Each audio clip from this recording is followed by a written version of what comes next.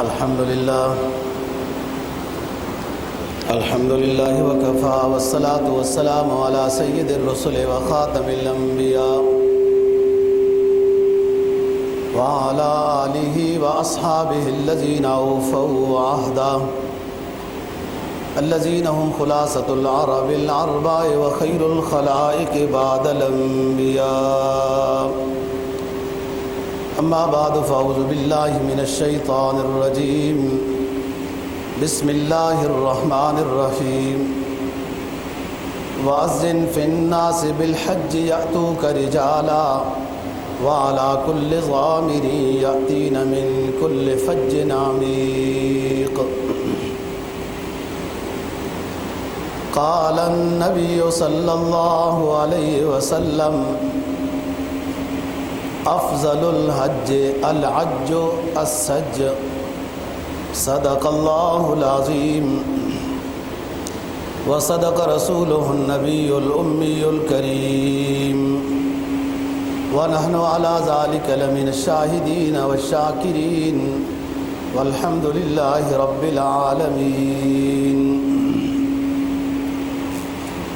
سورہ حج 17ویں پارے کی ایک آیت کریمہ اور جناب نبی پاک صلی اللہ علیہ وسلم کا ایک فرمان تلاوت کیا ہے جس کو ابن ماجہ نے روایت کیا ہے. جو آیت آپ کے سامنے تلاوت کی یہ اللہ تعالیٰ نے حضرت ابراہیم علیہ السلام کو خطاب کیا تعمیر کعبہ کے بعد. جب انہوں نے بیت اللہ شریف کی تعمیر کر دی تو پھر حکم فرمایا اللہ تعالیٰ نے وَأَذِّن فِي النَّاسِ بِالْحَجِّ. اے میرے خلیل لوگوں کو بلائیں کہ وہ حج کرنے آئیں،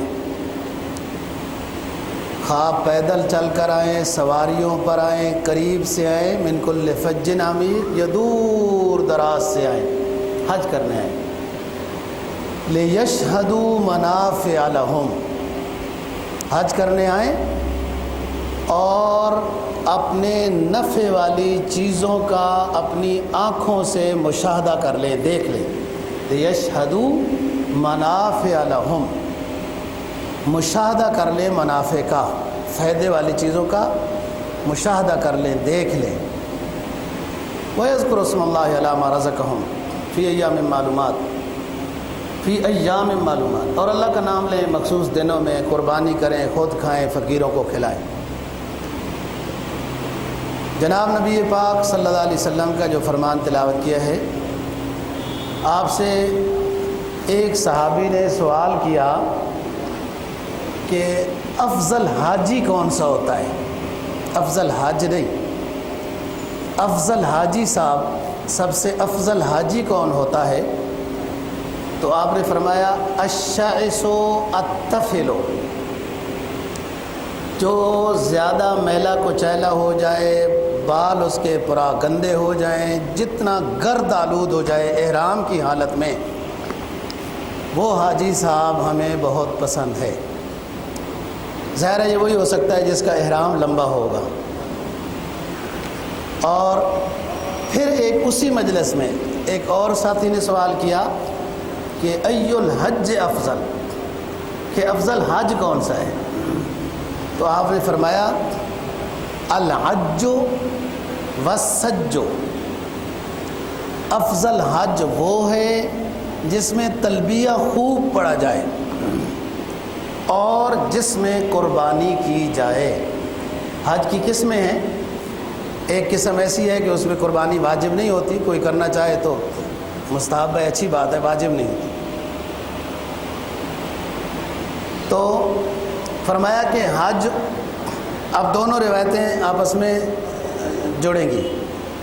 حاجی افضل وہ ہے جس کے جتنا میلا کچیلا ہو جائے، بال پورا گندا ہو جائے، گرد آلود ہو جائے احرام کی حالت میں، تو یہ وہی بندہ گرد آلود ہوگا جس کا احرام لمبا ہوگا، زیادہ دن جس کا احرام باندھا ہوا ہوگا.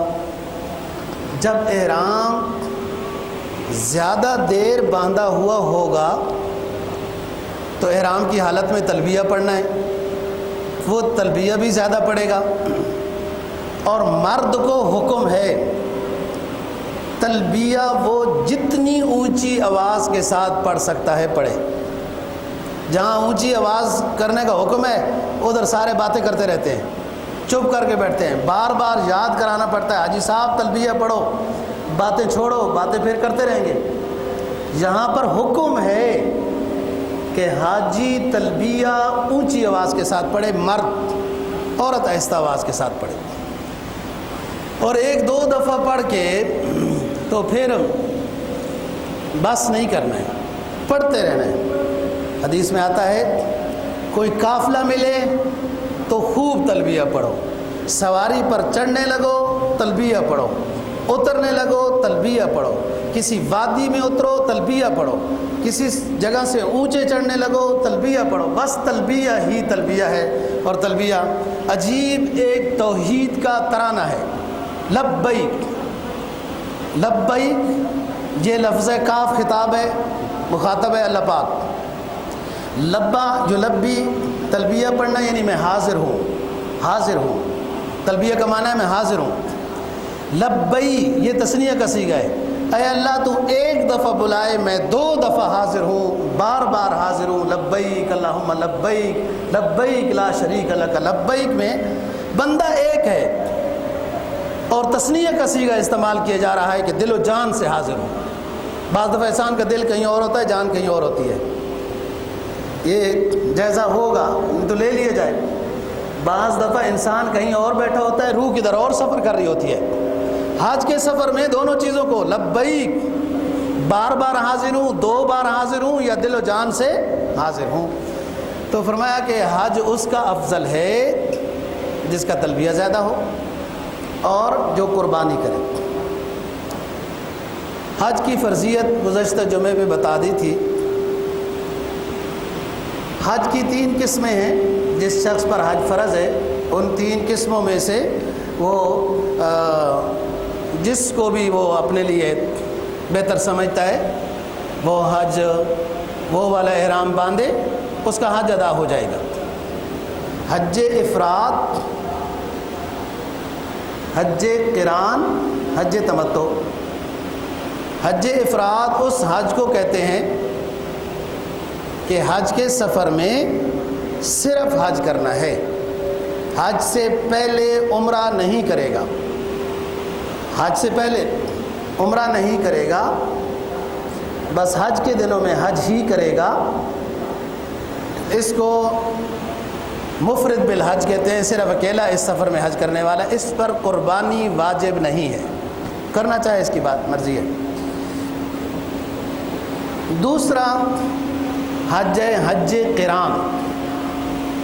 قرانہ کے معنی ہوتے ہیں ملانا, یعنی ایک ہی سفر میں حج اور عمرے کو ملایا جاتا ہے. سب سے پہلے یہاں اشہر حج میں جائے گا, عمرہ کرے گا. عمرہ کرنے کے بعد بال نہیں کٹا سکتا, چادریں نہیں اتار سکتا. جتنی احرام کی پابندیاں ہیں وہ جاری رہیں گی. حج کے دنوں میں جیسے 7-8 ذی الحجہ کو صبح, اب تو 7 شام کو لے جاتے ہیں منا, اسی احرام اسی نیت کے ساتھ وہ منا مزدلفہ عرفات چلا جائے گا. احرام سے حلال نہیں ہوگا درمیان میں. یہ حج قران ہے. امام اعظم ابو حنیفہ رحمہ اللہ تعالیٰ کے نزدیک یہ حج سب سے افضل ہے, کیونکہ اس میں تکلیف زیادہ ہے. جس میں جہد زیادہ ہے اس میں ثواب زیادہ ہے, آسان بات ہے. تو اس میں فرض کرو ایک شخص ذی قعدہ کو جاتا ہے اور حج قران کا ارادہ ہے, عمرہ اور حج دونوں کو ملانا ہے, تو پہلے عمرہ کرے گا. صفا مروہ کی سعی کرنے کے بعد بال نہیں کاٹ سکتا, صابن نہیں استعمال کر سکتا, ویسے نہانا چاہے نہا سکتا ہے عام سادے پانی سے. احرام کی چادریں بدل سکتا ہے لیکن سلے ہوئے کپڑے نہیں پہن سکتا. حج تک انتظار کرے گا, پھر حج کے بعد قربانی کرنے کے بعد اس پر قربانی واجب ہے. یہ حج قران ہے, اس کی زیادہ فضیلت ہے. جو شخص پہلے زمانے میں قربانی اپنے گھر سے ساتھ لے جاتا تھا تو وہ بھی قران کے حکم میں ہو جاتا ہے، درمیان میں حلال نہیں ہو سکتا۔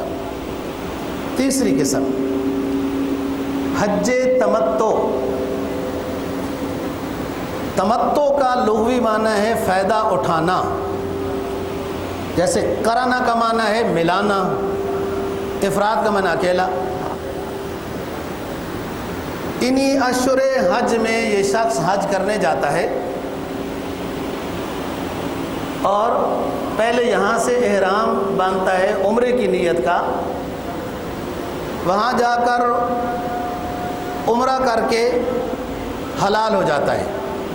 جیسے پہلے والا شخص عمرہ کر کے گنجا نہیں کرا سکتا، سلے ہوئے کپڑے نہیں پہن سکتا، قران والا۔ حج تمتع والا یہاں سے جا کے عمرہ کرے گا، عمرہ کرنے کے بعد حلق کرائے، نہائے دھوئے، سلے ہوئے کپڑے پہنے، انتظار کرے، حج کے دنوں کا انتظار کرے۔ پھر جب حج کے ایام آ جائیں گے 7 ذی الحجہ کو، پھر حج کی نیت کا احرام باندھے گا ادھر سے ہی جدھر اس کی رہائش ہے، حدود حرم سے ہی، اور پھر وہ حج کے لیے روانہ ہو جائے گا۔ یہ درمیان میں کچھ عرصہ اس شخص کو حلال رہنے کا فائدہ حاصل ہوا۔ ادھر گیا، عمرہ کیا، گنجا کرایا، حلال ہو گیا، اب کوئی پابندی نہیں ہے اس کے اوپر۔ حج کے دنوں کا انتظار کرے گا، پھر دوبارہ احرام باندھے گا، پھر حج کے لیے جائے گا۔ اس شخص کو حج تمتع والا کہتے ہیں، اور عموماً اس وقت رواج حج تمتع کا ہی ہو چکا ہے۔ کسی کو حج قران یا حج افراد سمجھاؤ سمجھ ہی نہیں آتی، سارا رواج ہی حج تمتع کا ہو چکا ہے۔ لوگ یہاں سے جاتے ہیں حج کرنے، پہلے عمرہ کر کے حلال ہو جاتے ہیں، اور پھر حج کے دنوں میں دوبارہ احرام باندھ کے حج کے لیے جاتے ہیں۔ ٹھیک ہے، اچھی بات ہے۔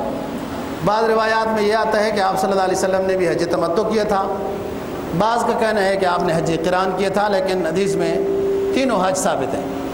حضرت عائشہ صدیقہ رضی اللہ تعالیٰ عنہ راویہ ہیں، کہتی ہیں کہ میں حج کے ساتھ تھی آپ کے ساتھ۔ منا من احل بالحج مفردا ومنا من قرن ومنا من تمتع۔ ہم جب آپ صلی اللہ علیہ وسلم کے ساتھ حج میں تھے تو بعض حضرات نے صرف حج کا احرام باندھا، آپ نے فرمایا ٹھیک۔ بعض حضرات نے حج قران کا احرام باندھا، یعنی عمرہ کر کے حلال نہیں ہوں گے، تو اب ٹھیک۔ بعض حضرات نے حج تمتع کا احرام باندھا، یعنی عمرہ کر کے حلال ہو جائیں گے، پھر حج کے لیے دوبارہ احرام باندھیں گے۔ تو تینوں کو درست فرمایا، بس جس کی طبیعت جیسے ہے، حج افراد کر سکتا ہے، تمتع کر سکتا ہے۔ بہتر تو حج وہ ہے جس میں قربانی ہو، جس میں تلبیہ زیادہ ہو، لیکن حج فرض ادا ہو جائے گا۔ اور کسی نے حج فرض تمتع کیا ہوا ہے، بعد میں جا رہا ہے تو افراد کرتا ہے، بعد میں جا رہا ہے قران کرتا ہے، یہاں تینوں پر عمل ہو جائے، اچھی بات ہے۔ عموماً لوگ یہاں سے حج تمتع کی صورت میں جاتے ہیں،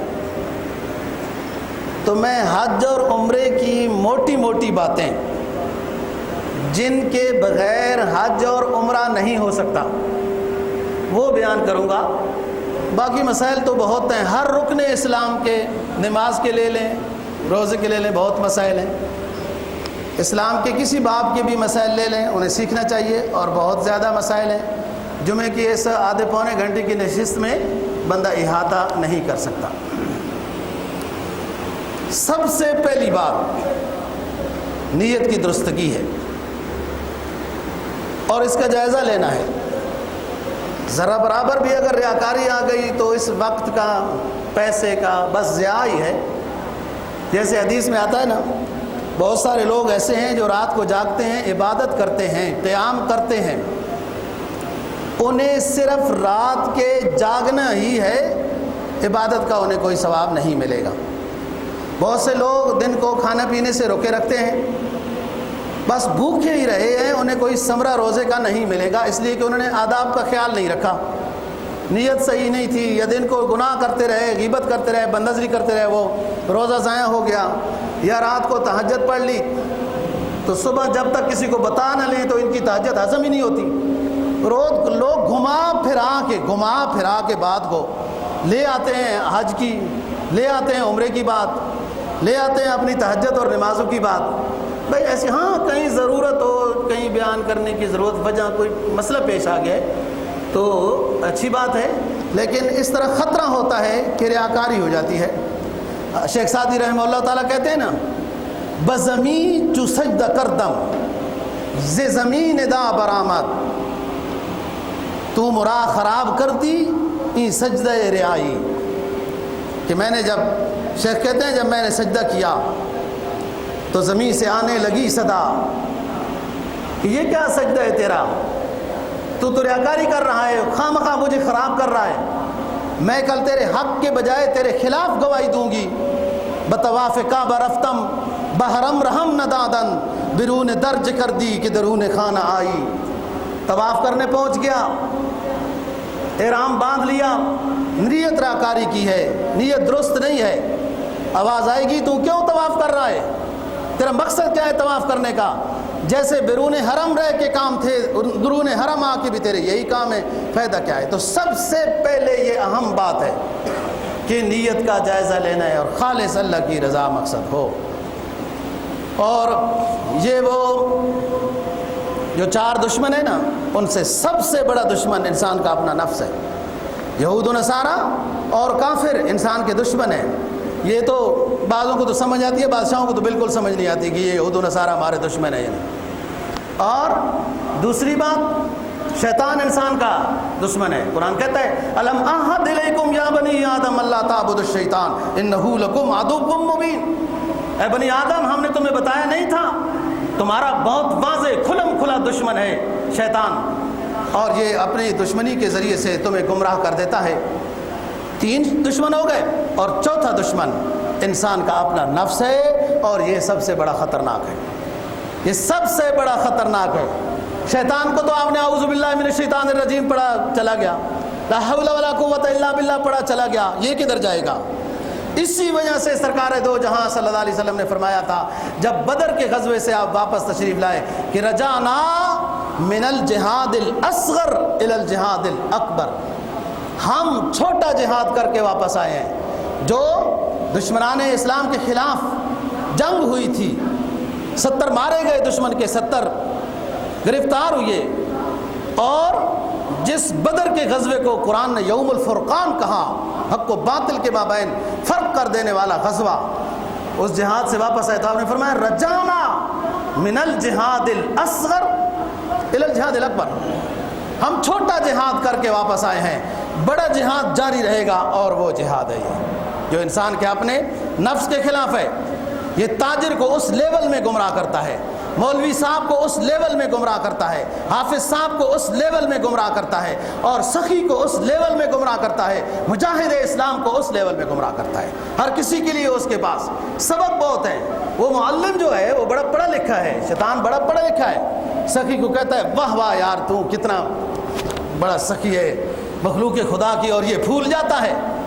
آخرت میں سخی کو جب لایا جائے گا، پوچھا جائے گا کیا لے کے آئے ہو ہمارے لیے، وہ کہے گا تیرے راستے میں اللہ بہت کچھ دیا۔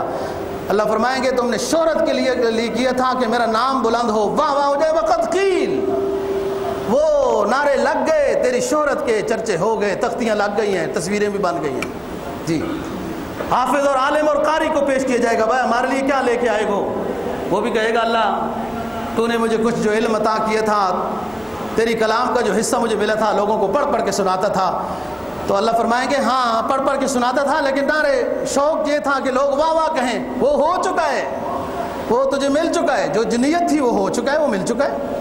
اسی طرح شہید کے بارے میں بھی یہی ہوگا، اور اسے کہا جائے گا ہمارے لیے تم نہیں، شہرت کے لیے کہ لوگ ہمیں بہادر کہیں۔ ہر بڑی نیکی وہ اتنی ہی نزاکت رکھتی ہے کہ اسے سنبھالا جائے، اور اس میں سب سے بڑی چیز یہ ہے کہ نیت درست ہو، اور نیت کا جائزہ لیے رہنا ہے۔ اب تو نیت درست تھی، تھوڑا آگے جا کے گڑبڑ ہو گئی، پھر خراب ہو گیا نظام۔ نماز ادا کرنے سے پہلے، شروع کرنے سے پہلے تو نیت درست تھی، نماز کے درمیان میں نیت خراب ہو گئی تو پھر جائزہ لیتے جانا ہے نیت کا درست۔ یہ حج کا سفر ہے، اس میں ریاکاری نہ ہو۔ اور دوسری بات کہ ماہر تجربہ کار عالم دین سے مسائل سیکھ کے جانے چاہیے۔ صرف عالم دین کافی نہیں ہے، اس میں وہ عالم دین زیادہ معتبر ہے جس نے پہلے حج عمرے کیے ہوں۔ اور حافظ ملا علی قاری رحمہ اللہ تعالیٰ کی مشہور بات ہے، یہ وہ شخص ہے خیر القرون کا، پہلی صدیوں کا، کہ جس نے حج کے موضوع پہ بہت پیاری کتاب لکھی ہے، اسی سے سارے نقل کر کے آگے لکھتے ہیں۔ ملا علی قاری کی کتاب ہے، کتاب پہلے لکھی، حج عمرے کے لیے بعد میں گئے، جب طواف کرنے لگے تو الٹے چل پڑے، جیسے جانا ہے ادھر نہیں ادھر سے چل پڑے۔ ایک بابا کہنے لگا جوان ادھر آ، طواف یوں کرنا ہے، کم از کم ملا علی قاری کی کتاب تو پڑھ لیتے، حج کرنے آ رہے تھے۔ اور جو کتاب کا مصنف ہے یہ خود ہے جو طواف غلط کر رہا تھا۔ صرف عالم دین کافی نہیں، عالم دین کے ساتھ تجربے کار جس نے پہلے حج عمرہ کیا ہوا ہو، اس سے یہ مسائل سیکھنے ہیں۔ اور اگلی بات، معلوم نہیں حکومت اس چیز کا خیال کرتی ہے یا نہیں، آپ ایسے گروپ کو منتخب کریں، جب پیسے جمع کرانے جاتے ہیں تو ان سے پوچھیں آپ کے ساتھ کوئی عالم دین بھی ہے، تاکہ ہمارا حج درست ہو جائے۔ 5-5 لاکھ 10-10 لاکھ روپے لے رہے ہو، کوئی آپ کے ساتھ عالم دین بھی ہے جو ہماری رہنمائی کرے گا؟ آپ حج کرا رہے ہیں، حج کے لیے لے جا رہے ہیں۔ دیکھو نا جی، لوگ زیارات کے ویزے لگاتے ہیں، یہاں سے عراق گئے، شام گئے، فلان گئے، ان کے ساتھ ایک زیارت کرانے والا وہ بتاتا ہے یہ نجف ہے، یہ کربلا ہے، یہ شام ہے، یہ حضرت خالد بن ولید رضی اللہ تعالیٰ عنہ کا مزار ہے، یہ فلاں فلاں کا، وہ جانتے ہوتے ہیں۔ آپ حج کروا رہے ہو، رکن اعظم ادا کروا رہے ہو، بڑے بڑے نوٹوں کے دفیاں لے رہے ہو، کیا آپ کے پاس کوئی عالم دین بھی ہے جو ہماری رہنمائی کرے گا؟ آپ پوچھتے ہی نہیں ہیں، سیدھا جا کے اس کو پیسے جمع کراتے ہیں۔ انہیں کیا غرض ہے؟ آپ کے حج کی درستگی کے ساتھ گروپ کے لیڈر کو کوئی سروکار نہیں ہے، الا ماشاء اللہ، جسے اللہ نے کوئی ہدایت کی چمک عطا کی ہو، اس کو اس سے غرض ہے آپ کو جدہ سے اٹھا کے وہ کمپنی لے کے جائے گی، ہوٹل میں ڈال دے گی، بے شک سارا دن سوئے رہو، بے شک سوئے رہو، اس سے کوئی غرض نہیں۔ مینا میں چلے گئے، کنکریاں مارنے گئے یا نہیں گئے، عرفات میں گئے، باہر رہے یا اندر رہے، حج کی درستگی کی کوئی فکر نہیں ہے آپ کے اس لیڈر کو۔ اور اگلی بات، عجیب دکھ کی بات، آپ نے دیکھا ہے معلم کی فیس کسی کا حج نہیں ہوتا مگر یہ کہ معلم کی فیس، حتیٰ کہ آپ کے اثر رسوخ تعلقات ہیں، آپ نے حج کا ویزا بھی لگوا لیا، جو ان گروپوں سے اور ان فیسوں سے بڑی رقم سے آپ بچ گئے، حج کا ویزا بھی لگا لیا، تب بھی معلم کی فیس کا ڈرافٹ لگانا ضروری ہے۔ 1100 ریال یہ معلم کی فیس ہے۔ معلم کا کیا مطلب ہے؟ معلم تو کہتے ہیں دین سکھانے والے کو، استاد کو، اور یہی فلسفہ تھا، اسی لیے سعود حکومت نے اس معلم کے اس سسٹم کو چالو کیا کہ لوگوں کو یہ جو فیس لی جا رہی ہے، یہ جو باہر سے لوگ آئیں گے ان کو عمرہ کرائیں گے، حج کرائیں گے، ان کو جو مسائل پتہ نہیں ہے وہ بتائیں گے۔ معلم کا مطلب یہی ہے۔ اب معلم کا مطلب بھی صرف کاروبار ہے بس، اللہ یہ کہ آپ شور کریں گے، یہ کریں گے، تو وہ ایک ایسی چیز آپ کے ساتھ روانہ کریں گے نا جو آپ کو عمرہ سکھائے گا اور یوں سکھائے گا جس کو اپنا بھی کچھ پتہ نہیں ہے کہ حرم کا کیا پتہ ہے۔ تو معلم، بات یہ ہے دوستو، پیسہ آپ کا خرچ ہو رہا ہے، رکن آپ کا ضائع ہو رہا ہے۔ جس طریقے سے نیت کا جائزہ میں نے بتایا ضروری اور ہر وقت لینا ہے، اور ماہر عالم دین جس نے حج عمرہ کیا ہوا ہو، مسائل جانتا ہو، ہر عالم مسائل بھی نہیں جانتا، یہ مشکل شعبہ ہے، اس سے مسائل سیکھیں، اور جس گروپ میں آپ اپنے آپ کو ڈال رہے ہیں ان سے پوچھو تو صحیح۔ 10-15 بندے پوچھیں گے نا تو ان کو فکر پیدا ہو جائے گی، وہ بھی کسی مولوی صاحب کی پھر خدمت حاصل کریں گے کہ مولانا صاحب آپ ہمارے ساتھ آ جاؤ، لوگوں کا حج صحیح ہو جائے گا۔ مولوی صاحب کا بھی فائدہ ہو جائے گا، آپ کا بھی فائدہ ہو جائے گا۔ ویسے ان کو کوئی غرض نہیں ہے آپ کا حج صحیح ہوتا ہے، غلط ہوتا ہے، ٹھیک ہوتا ہے، ان کو تو آپ سے پیسے لینے ہیں اور ادھر کمرہ دینا ہے، یوں کرنا ہے، یوں کرنا ہے، اور کچھ غرا خرابی آ جائے گی تو وہ کہیں گے صبر کرو حاجی صبر کرو۔ میں صبر کا مطلب ہمیشہ بتاتا ہوں، حج عمرے میں صبر کا حکم ہے، آسانی کی دعا کا حکم ہے، لیکن اس کا یہ مطلب نہیں ہے کہ آپ نے لاکھ روپیہ کمرے کے لیے لیا ہے اور کمرہ آپ نہیں دے رہے۔ حاجی کا بستر بیگ وغیرہ باہر پڑا ہوا ہے، حاجی کہتا ہے پیسے لیے ہیں آپ، مجھے ہوٹل دو، کمرہ دو، اور آپ اس کو کہتے ہیں حاجی صبر کرو صبر کرو۔ یہ صبر کا مطلب نہیں ہے۔ آپ نے پیسے لیے ہیں، کاروبار ہے آپ کا، اس کی جگہ پہ جو معاہدے میں بات داخل ہے اس کے مطابق اس کو کمرہ دینا ہے۔ صبر اس نے طواف میں جا کے کرنا ہے، صبر رش میں جب لوگ مکے ماریں گے اس وقت اس نے صبر کرنا ہے، تھک جائے گا اس میں صبر کرنا ہے، گلہ شکوہ نہیں کرنا ہے۔ کوئی ٹائم لمبا لگ گیا، عمرے پر تو گھنٹہ لگتا ہے، عمرہ ہو جاتا ہے اگر رش نہ ہو تو، اس کے عمرے پہ 6 گھنٹے لگ گئے ہیں۔ اب اس میں کسی کا کوئی قصور نہیں ہے، اس میں صبر کرنا ہے۔ مینا مزدلفہ کی طرف جا رہا ہے، تھک گیا ہے، پانی نہیں مل رہا، پلسینہ آیا ہوا ہے، اب ہے صبر کرنا ہے۔ یہ صبر کا مطلب ان کو کس نے سکھایا؟ جس فراڈی قسم کے گروپ لیڈر کے پاس جاؤ کہ آپ نے معاہدہ کیا، پیسے لیے، ہوٹل کیوں نہیں دیتے ہو؟ کہتے ہیں آپ عمرہ کر کے آ جاؤ پھر یوں ہو جائے گا۔ وہ عمرے کا آپ چاچا لگتے ہیں؟ آپ نے آج کی تاریخ جب ہم گھر سے چلے ہیں آپ نے ہوٹل کا کرایہ لے لیا ہے، ہوٹل دے، اس کا صبر نہیں ہے۔ ہاں یہاں ایک نازک بات ہے کہ ابھی آپ احرام میں ہیں، سخت گفتگو نہیں کرنی کہ ہمارا احرام خراب نہ ہو جائے، لیکن وہ بندہ جو حرام خوری کر رہا ہے کہ ادھر سے دھوکے کے ساتھ حاجیوں کو لے کے جاتا ہے اور ادھر ان کو صحیح کما حق ہو، جس طرح اس نے کہا ایسی رہائش نہیں دیتا، بہت بڑا گنہگار ہے۔ امام احمد بن حنبل روایت کرتے ہیں حدیث کی، وہ لوگ جو حاجیوں کے پیسے کھا رہے ہیں نفس الامر میں وہ جہنم کی آگ کھا رہے ہیں، جہنم کی آگ کھا رہے ہیں۔ یہ تو مفت ہونا چاہیے تھا۔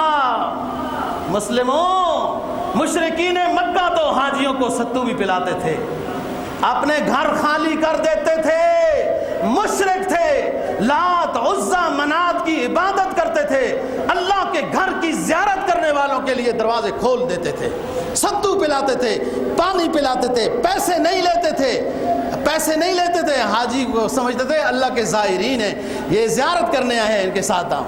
جو پیسے بھی لیے، معاہدہ بھی ہوا، اور پھر اس کے مطابق، اور بڑے بے ادب لہجے میں پیش آتے ہیں۔ تو یار اگر فی سبیل اللہ کوئی سوال کرنے آئے، قرآن کا حکم ہے وَأَمَّا السَّائِلَ فَلَا تَنْهَرْ، نہیں وجوب کے لیے آتی ہے، آپ کے ذمہ فرض نہیں ہے سائل کو اس کے مطابق چیز دینا، لیکن سائل آ گیا آپ کے پاس، آپ نہیں دے سکتے، آپ کے پاس گنجائش نہیں ہے، یا آپ اس کو سمجھتے ہیں کہ وہ ایسے ہی رواجی بندہ ہے۔ اب مسائل فلا تنہر، جو فی سبیل اللہ آپ سے سوال کر رہا ہے، آپ کے اوپر قرضہ نہیں ہے، آپ کی ذمہ لازم نہیں ہے، لیکن اس کے جواب میں بھی آپ کو ڈانٹنے کا حکم نہیں ہے۔ اگر ڈانٹیں گے گنہگار ہو جائیں گے، پیسہ نہیں دیں گے گنہگار نہیں ہے، احترام کے ساتھ اس کو رخصت، جب پیسے بھی لیے اور اس کے مطابق رہائش نہیں دیتے، ڈانٹتے ہیں، بے ادبی سے پیش آتے ہیں، بڑے آ گئے ہو تم، 5 سٹار ہوٹل لے لینی تھی نا، تمہیں یوں ہے تمہیں یوں ہے، وہ جو تمہارے ساتھ معاہدہ ہے اس کے مطابق پورا ہو۔ یہ رزق کو خراب کرتے ہیں، حدود حرم میں رہ کے لوگ حاجیوں کے ساتھ یہ معاملہ کرتے ہیں۔ تو سب سے پہلی چیز دوستو نیت کا جائزہ، بہت اہم معاملہ ہے، یہ بہت اہم معاملہ ہے۔ اور نمبر 2 سیکھ کر جانا ہے، سیکھ کر، ٹوٹی ہوئی تناب ادھر، بجھی ہوئی آگ ادھر، کیا خبر اس راہ سے گزرے کتنے کارواں ایسے۔ یہ نظام ختم ہو گیا، کسی بندے کو کوئی مسئلہ بتاؤ، یہ مسئلہ اس طرح ہے، اوہو عجیب بات ہے، آج تک ہمیں یہ مسئلہ مولویوں نے بتایا ہی نہیں ہے۔ جواب سنیں، مسئلہ بتایا بھائی یہ کام آپ غلط کر رہے ہو، نماز میں یوں نہیں کرتے، یہ اس طرح کرتے ہیں، کہتے ہیں افسوس کی بات ہے آج تک ہمیں یہ مسئلہ مولویوں نے بتایا ہی نہیں ہے۔ زاویہ نظر دیکھے، وہ یوں کیوں نہیں کہتا کہ ہائے افسوس آج تک یہ میں نے مسئلہ سیکھا کیوں نہیں، میں علماء کے پاس گیا کیوں نہیں۔ کہ آپ کو جانا چاہیے تھا، باقی تو آپ 8 گھنٹے کے بجائے 12 گھنٹے لگا دیتے ہو دفتر میں اس ظاہری دنیا کے آرام کو حاصل کرنے کے لیے، اور اس مسلمان ہے، مسلمان کو اسلامی تعلیمات حاصل کرنی ہے۔ اب کون سے عالم کے پاس گئے ہیں کہ اس نے آپ کو مسئلہ نہیں بتایا؟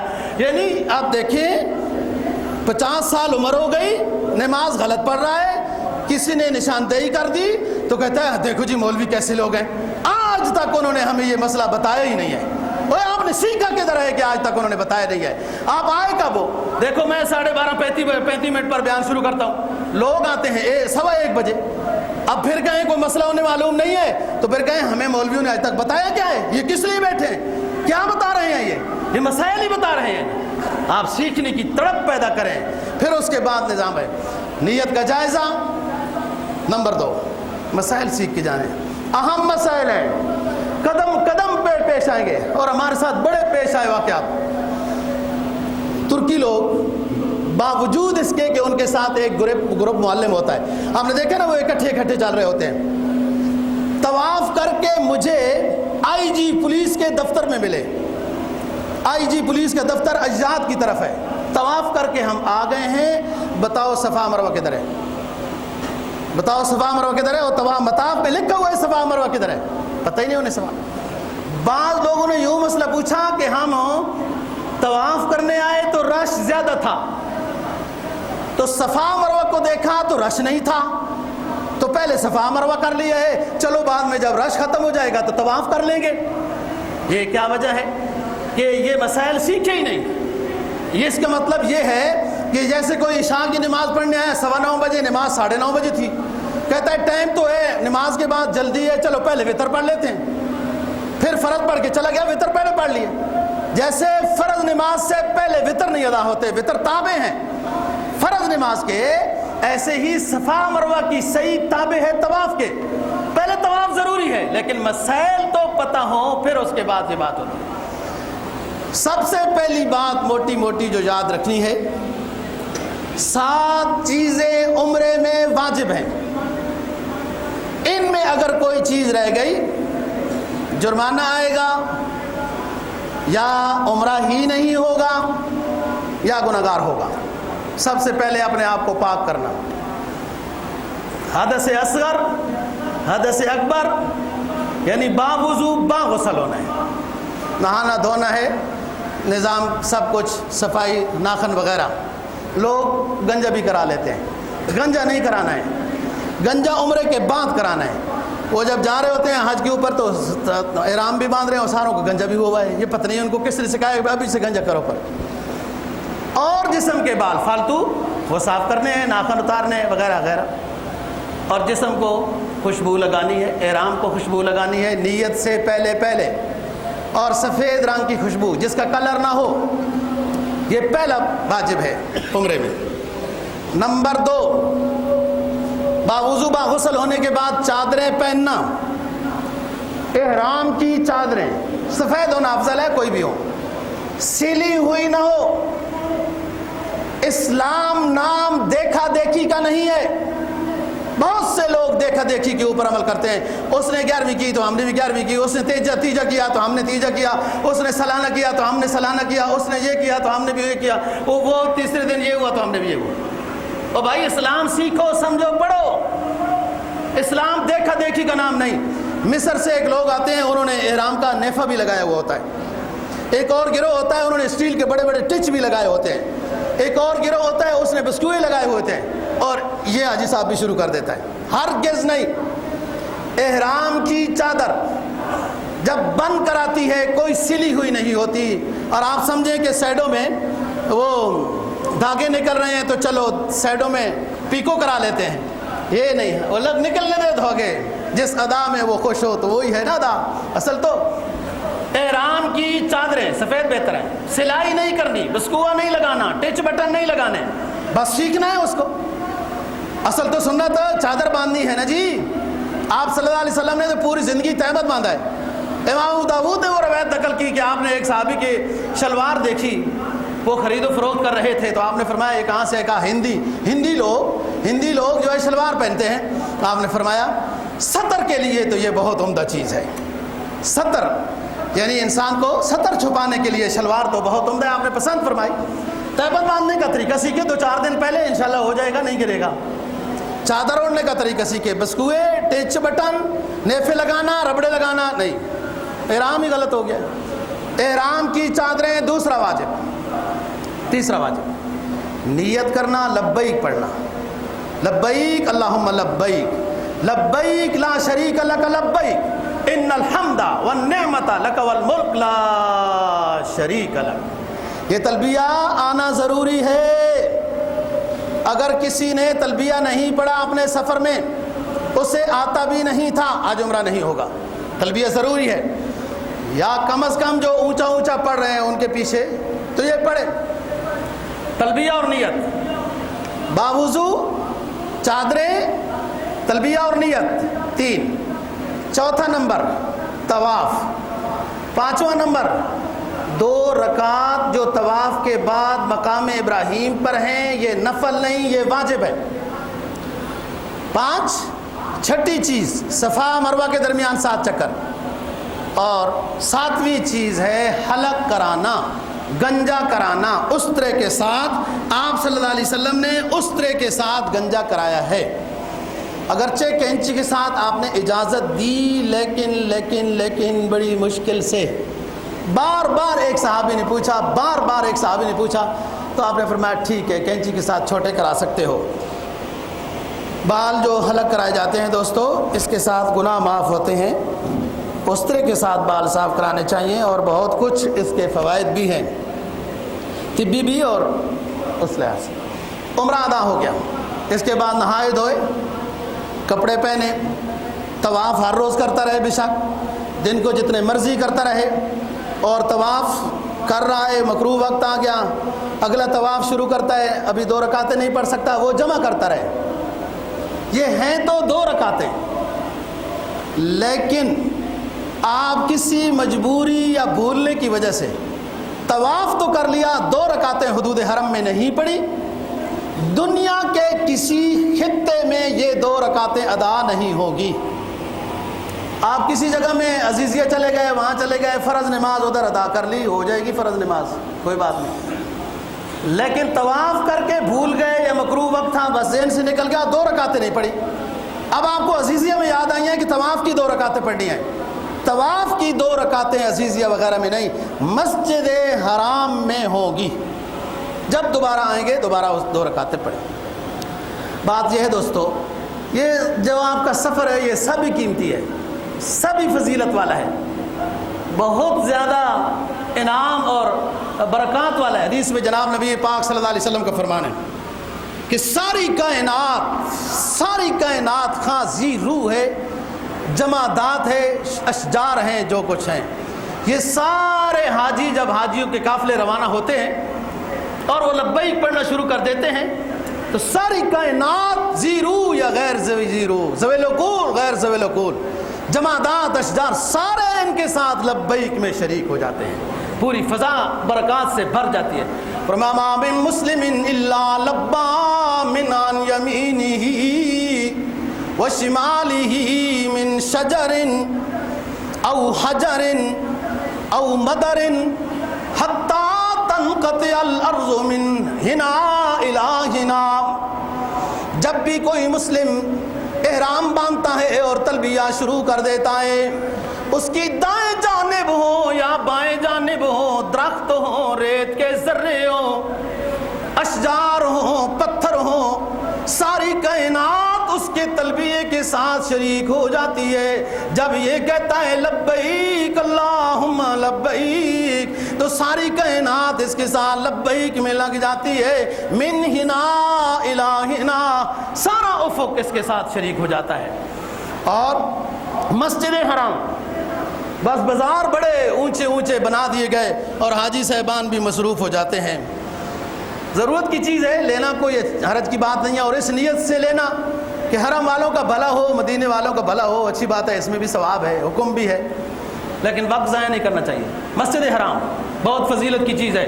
نبی پاک صلی اللہ علیہ وسلم جب ہجرت کر کے چھوڑ کے جا رہے تھے, ایک ٹیلے کے اوپر کھڑے ہوئے خطاب کیا بیت اللہ کو, مکہ مکرمہ کو خطاب کیا, اے مکہ اے بیت اللہ جو اللہ کا تو گھر ہے، مجھے جانے کا دل نہیں چاہتا، اے مکہ اے اللہ کے گھر تجھے چھوڑنے کا دل نہیں چاہتا، لیکن میں کیا کروں، لوگ مجھے یہ سنگ دل رہنے نہیں دیتے، میں یہاں سے جا رہا ہوں۔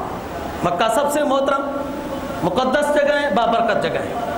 اور ایک حدیث میں جناب نبی پاک صلی اللہ علیہ وسلم کا فرمان کہ سب سے پہلے قرآن کی آیت ہے ان اول بیت وضع للناس للذی ببکۃ مبارکا وہدی للعالمین، دنیا کا وہ پہلا گھر جس کو فرشتوں نے تعمیر کیا وہ اللہ کا گھر ہے، دنیا میں سب سے پہلا گھر اللہ کا۔ میں نے ایک بابا جی کی دعا سنتے ہوئے دیکھا ہے، اور عجیب بات کہتا ہے اللہ پاک تو بڑا شہنشاہ ہے، اتنا بڑا بادشاہ ہے، تو نے بھی دنیا میں اپنا ایک گھر بنایا ہے، میرا کوئی گھر نہیں ہے، مجھے بھی گھر کے وسیلہ کوئی اسباب عطا کر دے، میں بھی اپنا گھر، تو اتنا بڑا بادشاہ ہے، خالق کائنات ہے، اتنا سب کچھ تیرا ہے، تو نے بھی اپنا گھر دنیا میں ایک بنایا، مجھے بھی اتنا سا کوٹھا یا اس سے چھوٹا مجھے بھی گھر ایک دے دے۔ اچھی بات ہے، وہ دعا کرنے میں کیا ہے، اللہ سب کا ہے، کوئی کسی کا تو نہیں ہے، یہ دنیا کے کوئی عہدے تو نہیں ہے کہ یہ کسی کے لیے ہوتے کسی کے لیے ہوتے ہی نہیں ہے۔ ہاں جی، بات یہ ہے کہ مسجد حرام کی بات کر رہا ہوں، سب سے پہلا گھر، فضیلت والی چیز، پیغمبروں نے اس کو تعمیر کیا، اور آپ صلی اللہ علیہ وسلم کا فرمان، جو شخص گھر میں بلا وجہ نماز پڑھتا ہے نا، نماز ذمہ سے ساقط ہوئی، ایک نماز کا ثواب، اپنی مسجد میں آ کے نماز پڑھتا ہے جو جامع نہیں ہے، محلے کی مسجد چھوٹی، 25 نمازوں کا ثواب، جامع مسجد میں جا کے نماز با جماعت پڑھتا ہے 500 نمازوں کا ثواب، مسجد نبوی میں آ کے، مسجد بیت المقدس پہلے ذکر ہے، مسجد بیت المقدس میں جا کے نماز با جماعت پڑھتا ہے 50,000 نمازوں کا ثواب، اور میری مسجد مسجدی حاضہ، میری مسجد مسجد نبوی میں جو آ کے نماز پڑھتا ہے 50,000 نمازوں کا ثواب، اور ایک روایت میں جو ابو داؤد کی ہے 10,000 نمازوں کا ثواب۔ اور اگر کوئی شخص مسجد حرام میں نماز با جماعت ادا کرتا ہے تو 1,00,000 نماز کا ثواب ہے۔ دوستو حدیث میں مسجد حرام کا لفظ ہے، بعض حضرات آج کل کے نئے تحقیق تو محققین تے فلاں، میں تھوڑی بہت بات کبھی کرتا رہتا ہوں، بس جی جدھر بھی پڑھیں حدود حرم پڑھیں، خیر جدھر بھی پڑھیں نماز حدود حرم پڑھیں، اللہ ثواب دینے والا ہے، اللہ سے امید ہے، تو یہ تو کوئی ایسی بات نہیں ہے، وہ تو پاکستان میں بھی آپ نماز پڑھیں اور اللہ سے امید رکھیں، اللہ اتنا عطا کرنے والا ہے، یہاں بھی 50,000 نمازوں کا ثواب دے گا، تو اللہ سے امید اچھی رکھنی چاہیے، کوئی حرج کی بات نہیں ہے، لیکن کوشش کی جائے مسجد حرام میں نماز پڑھنے کی، یہ فضیلت مسجد حرام کی ہے۔ انشاءاللہ باقی بات اگلے جمعے کو کریں گے۔ اللہ دین کی سمجھ اور عمل کی